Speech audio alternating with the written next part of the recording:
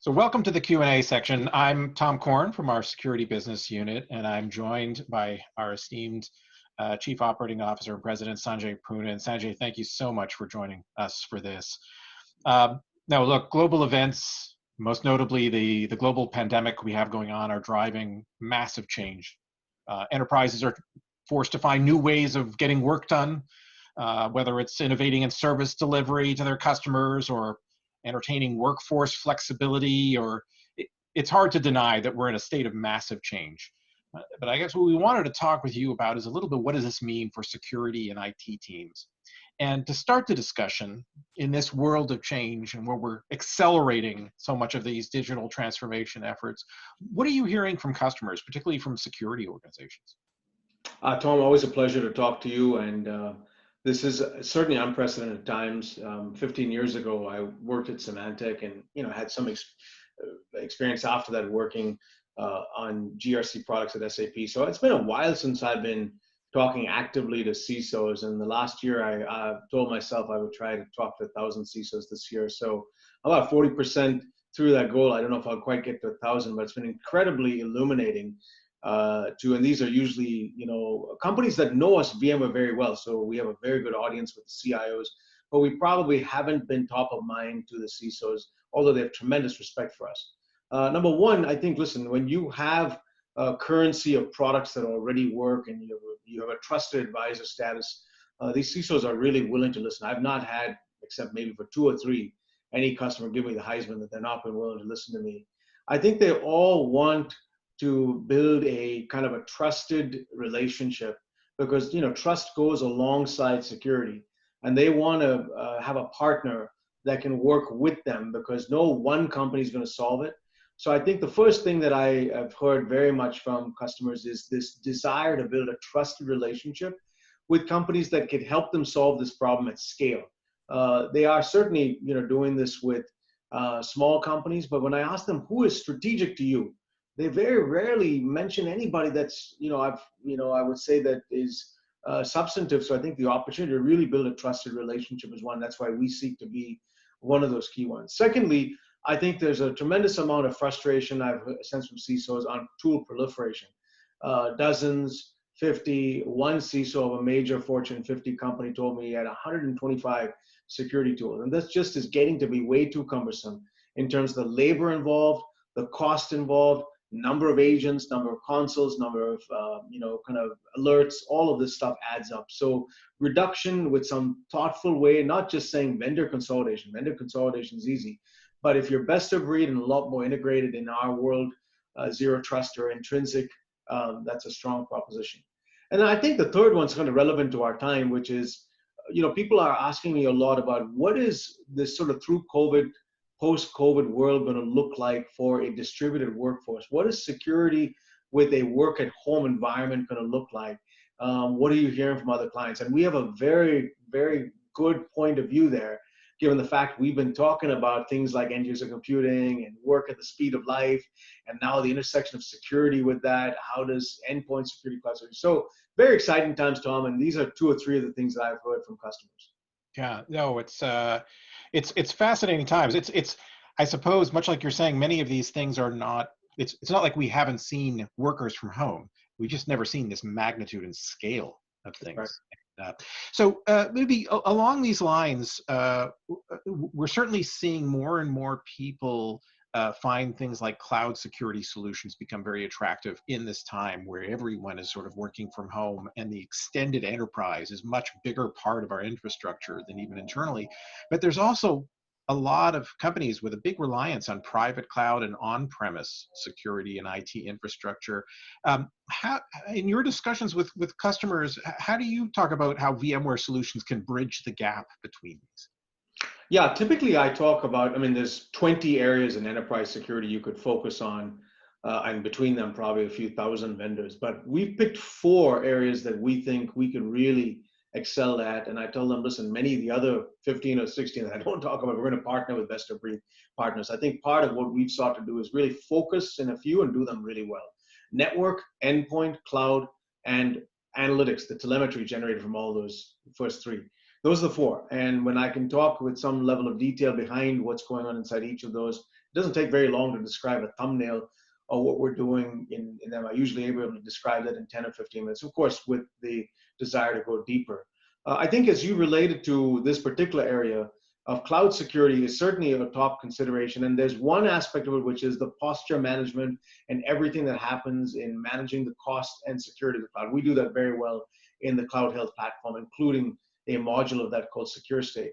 But another aspect of it is also what you described about, which is in this dichotomy of private cloud and public cloud, being able to secure workloads, which is a workload could be a server that's virtualized in VMware, a container that's sort of running on-prem in a private cloud or in the cloud, or a virtual machine running inside AWS EC2 or Azure Compute.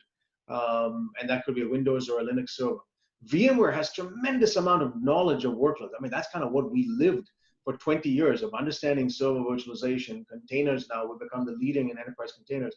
And traditionally, we find when they talk to customers, the traditional endpoint security people think a lot more about laptops and devices and not as strongly and well about what are the dynamics. So some of the things that we talked about last year and we'll be delivering on very soon, like agentless capability, integrating the server hypervisors, container security at scale, not just static but runtime analysis. Many of these things, and then also deep integration to AWS and Azure, because listen, we live in the world of AWS and Azure. They are deep partners of us. So understanding how does EC2 and Azure Compute really work, that server landscape, I think there'll be more endpoints on the workload side than there are endpoints on the client side, just because of the proliferation of these workloads. So that's how we tend to think about this private cloud and public cloud dichotomy, Tom.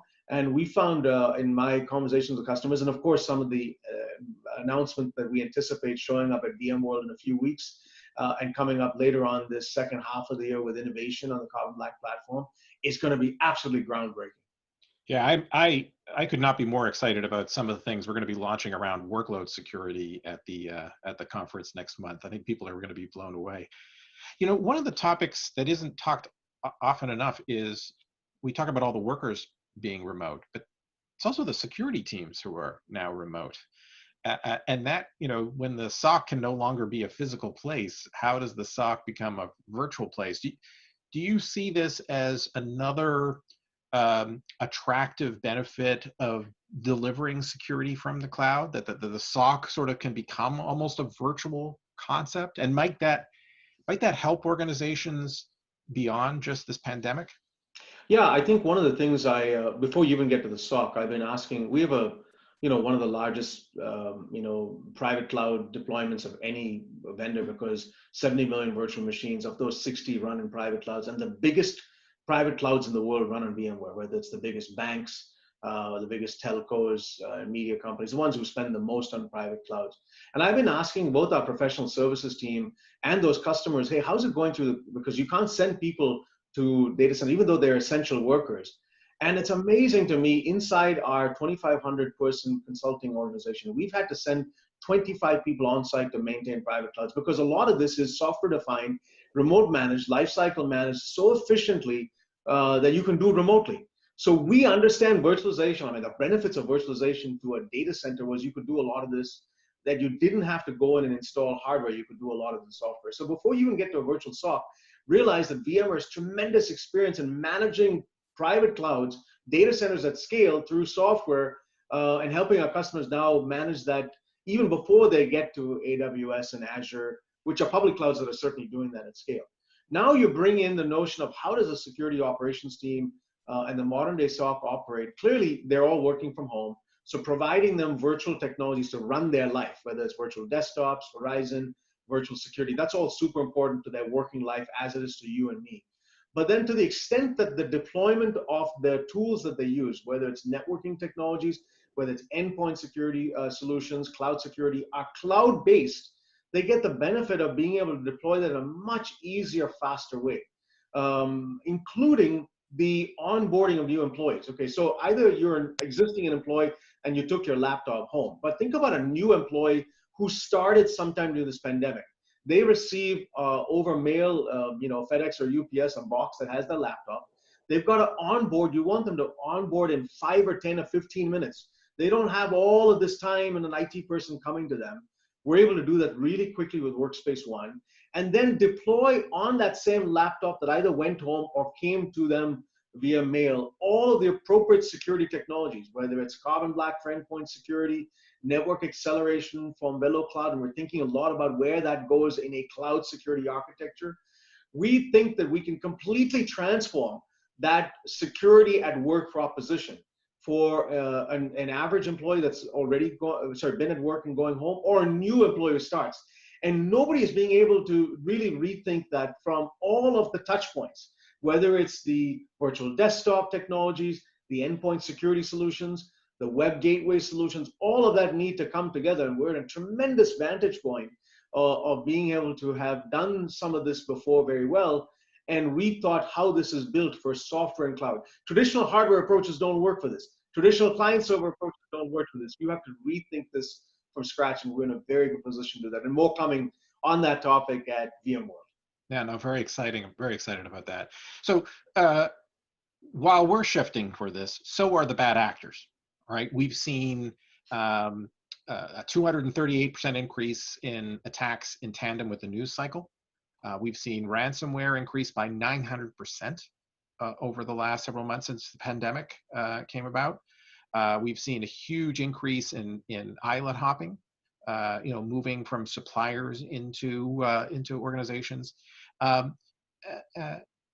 Why there's a lot of talk, and you've spoken a lot about this unified approach to security and IT management and the benefits of all the teams working together to really battle this. And we certainly, as you mentioned in the beginning, have access to very unique control points to be able to cover from sort of all the different angles. I'm wondering if you could speak to a little bit about how, not just what Carbon Black is doing, but how Carbon Black is doing in tandem with the NSX team, with the Workspace ONE team, is really valuable on this problem. Yeah, I think, when I've talked to customers, one of the things that I've noticed right now is, I often ask the security leader that I'm talking to, maybe it's a CISO, so often it's the CIO and the CISO. Most often the CISO reports to the CIO. That's kind of how it is at VMware. Sometimes the CISO, I find, reports to the head of legal or directly to the CFO, but most often they are underneath the IT. But there's often a chasm between the CISO and the CTO who owns technology infrastructure, and increasingly I'm starting to find those kind of coming. In a few places I've seen the CTO and the CISO merge into one function. They call themselves Chief Technology and Security Officers. And that's actually a good thing, because a lot of the technology infrastructure has security in it. For example, network security, firewalls. Is it owned by the CISO or the technology guy? Is the load balancers? And this is one where technology officers, the SOC tends to be a lot more owned by the CISO. So the one thing I have noticed is the coming together of IT and security, certainly in a drive towards collaboration, where if they're two separate people, the CTO and the CISO, they have to work together. But in some cases, I'm starting to know them become merged functions under one person, whether they report to the CIO or they are kind of the mini CIO themselves. And I think that's really good for us, because that allows technologies like networking and security to come closer together. The connection of endpoint and network security, EDR meets NDR, is this new concept that we're calling XDR, that's, I think, also getting a lot of reception from the analysts. And it also allows other parts of infrastructure teams, for example, end user computing teams. At VMware, we have a CTO, we have a CISO, and we have a head of end user computing. They're often peers. Now, these three people have to work together. Sometimes they might be all coalesced into one team reporting to the CIO. But the more that these teams, and the end user computing person is usually owning all of virtual desktops, endpoint management, collaboration tools, all of those need to now be infused with security inside it. Now, sometimes obviously, you could see all of them, kind of coalescing with the security, but I think the most successful CISOs have built very strong partnerships on one side with the people who own end user computing, identity management, all of those capabilities that touch an end user and their entities. And on the other side with the technology infrastructure that's going way down to the data center. And if they built a good relationship there, it's a beautiful thing to watch that collaboration happen. Now at VMware, We're talking to all of them. Traditionally, we've talked to the CIO, who's at the top of all this. We have fantastic relationships, maybe, as good as Microsoft's or everybody else. Who've talked a lot to the CIOs. We have very good relationships with the CTOs who own infrastructures. And over the last 5 or 6 years, thanks to the success of Workspace ONE and our end user computing business, we have great relations with the end user computing team. Now, in the middle of that is a CISO. We've had growing relationships with, but quite frankly, it's been a breakthrough now that we have NSX and Carbon Black at scale. Hundreds and thousands of CISOs are starting to recognize that VMware is that security vendor, that's the dark horse, that's probably got a good likelihood of being the leader in that space in due course because of a number of events that have happened, including the fading away of legacy players that are not innovating anymore. It's provided a perfect opportunity for a disruptive, innovative player like VMware to come in and sort of say, listen, we have a new vision. As some of these legacy players have hit a wall or faded away or got acquired and no longer innovating and their good employees are leaving their company, enter VMware with a new vision of what we could do. That's zero trust or intrinsic security. Those are synonyms for us of how we think about the security landscape. And it's having a lot of very good resonance with both customers and the analysts who cover this space. Yeah, it's funny. Some of the integrations that we've been working on that I'm most excited about are about sharing context between teams, so that there's a common source of truth. That old expression, it's okay for you to have your own opinion, it's not okay for you to have your own facts. Even just giving this common fact base across those teams, I think has a big impact on that. Let me pick up on one of the last things you said about seeing VMware more significantly as a security company. And I had 2 questions, but maybe these are best combined. We're not traditionally thought of as a security company. I think I read an article, an interview with you, in which someone referred to VMware as the best kept security secret, right? Do you maybe you could elaborate a little bit on this transformation of VMware into one of the largest security companies in the world, and this sort of this shift of people starting to think about VMware around security. I mean, would love to hear your thoughts on this. Yeah, I think, Tom, it's not uncommon when a company moves into a new space, you start off relatively unknown, but you have to persist.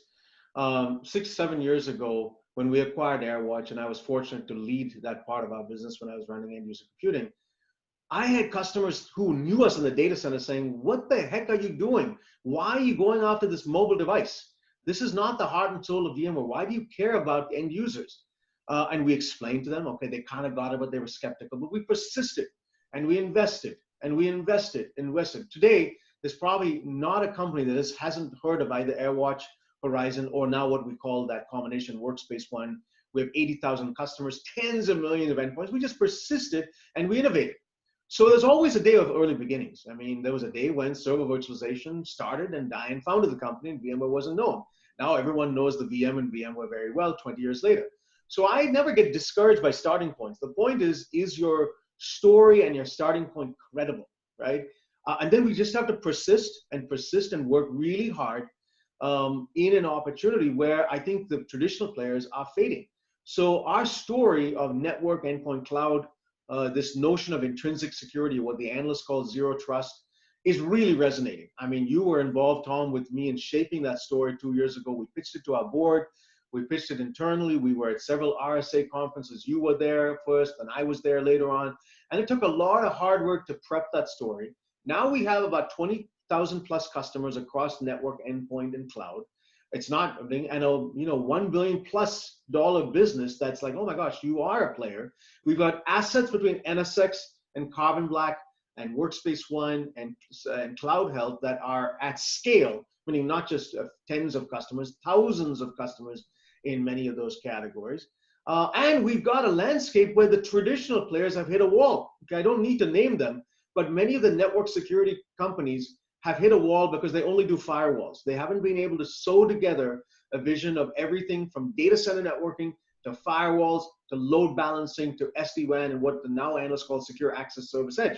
Okay, even in just that space. Then you get to the endpoint security vendors. They've all been client server, thick client, signature-based AV architectures, not ready for cloud, and there's only 1 or 2 companies that have been able to do that at scale, Carbon Black being one of them. But quite frankly, even the other alternatives are not good at network security. So the network security guys have not understood endpoint security and they've hit a wall. The endpoint security wall have hit a wall or can't understand the network, enter VMware, right? So I feel it's a perfect storm right now for us if we execute well, continue to show every quarter progress in this security vision of network endpoint cloud, persist, and more CISO say, there's a company you got to take notice of because this is the company that's going to put together for the first time network endpoint cloud. Now, there could be other platform vendors that are our size. Remember, we are a $11 billion roughly company, the fifth largest software company. There's other companies bigger than us that could also do it. But I feel very good about our opportunity to either complement them in many cases, or in cases where we do overlap. I think we've got some very disruptively innovative technology that's going to leapfrog everybody in the status quo. So we've got to keep building out. In many cases, we're also acquiring companies. We've not shied away from bold acquisitions, whether it's Nicira, whether it's AirWatch, whether it's Carbon Black, whether it's Lastline, whether it's VeloCloud. These are best of breed assets. And I think the industry is starting to notice. Now, you made mention, last question, Sanjay, I know our time is limited. You made mention, I think, of this in the beginning. You laid out a goal for yourself, a pretty ambitious goal of talking to 1,000 CISOs and CIOs this year, which is incredible and extraordinarily admirable to really understand the market. There's no market report that will tell you what 1,000 CISOs and CIOs. I'm wondering if you could just share some of the bigger things you've heard and some of your big takeaways thus far in that journey. Yeah, I think, as I said at the outset of our discussion here, Tom, I find it to be enormously helpful to share and listen. You kind of have two ears and one mouth. And, what I've done is conducted 25, 30-minute Zoom calls. I mean, I figured initially when this started before, COVID, I would go to RSA and Black Hat and meet like 200 at a time, and I'd get to that goal faster. And then when COVID hit, I actually ironically found it easier to do some of these 25 or 30-minute calls. So my staff was able to get a list of 2,000 odd of the biggest companies, CISOs, and also some that are in not necessarily Fortune 1000, Global 2000, but are in government agencies or other big companies, ones who are influential with big budgets. And we've just, the way I've formatted that call is very simple. For the first 10 minutes, I ask them two questions. Okay, what are your top security vendors? Security priorities, and who are the top 2 or 3 security vendors you consider strategic? And that's kind of my listening opportunity before I run into my 10 or 15 minute pitch. And it's amazing when I ask them those questions. I have not heard any one vendor stand out as like across all the few hundred I've done is like, this is the one company across it. There's lots of potential. And even the smaller companies, none of them are strategic. And that's like, my goodness, that's an opportunity for us. And then the priorities usually align with much of what we've discussed during this call. Once I've understood the priorities and potentially who their core strategic vendors, of course, the team has briefed me ahead of time as to what they're using in the security landscape. I run through a 10 or 15-minute pitch that anybody could do who knows kind of what we're doing in network endpoint cloud, and lay the foundations for saying, listen, view this as a table of contents to future conversations where we can go deeper into any chapter. And invariably, in every one of them, there's an interest in 1 or 3 or 4 of these chapters. And also a little bit of a hint as to what we, seek to be doing in the future, whether it's coming out of VMworld around this whole notion of how cloud security and security work will be headed. Where does security analytics and this notion of XDR, which is a very exciting concept that I know you and the team are working through, I'm able to pull at some of those things of where we are going. And you always want to, I think, in much of what you're sharing with customers, lay a foundation for what you have done and are doing, so it doesn't feel like the future's coming out 10 years from now, but lay the hint of some of the vision things that you're going to be showing the world, not just years from now, but in the next months and quarters.